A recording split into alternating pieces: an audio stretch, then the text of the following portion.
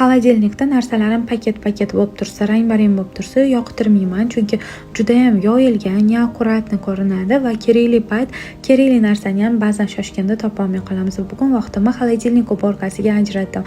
Oddiy idish yuvadigan gel, chayni soda, uksus solib xolodilnikka mart oldim. Top-toza, sveji bo'lib qoldi. Hamma narsani iloji boricha produktlarni konteynerlarda ushashga harakat qilaman. Biz kamchiligimiz atigi 4 kishi turamiz. Turmush o'rtog'im, men va 2 farzandim. O'shaning uchun kam-kamdan ozgina qilib bozor qilamiz. Tez qilamiz, chunki narsalar isrof bo'lib aynib qolishini xohlamayman. Tomat, ikralarni ham shunaqa bankalarga solib qo'yaman. Hamma narsam konteynerda turgani uchun xolodilnikimda ancha joy, bo'sh joylar qoladi. Sabzilarni, olmalarni shunaqa siyatichni paketlarga solib qo'yaman. Ko'rasizlar, qopchalarga buni ichini bozorlardan, posud sotadigan magazinlardan olsanglar bo'ladi. Oxirida zelenlarimni chayni soda, tuz bilan suvga yutib qo'ydim. Endi qurigandan keyin mamnaqa teshichali konteynerlarga solib, tagiga salfetka solib qo'yib qo'yaman. Anchagacha sveji turadi.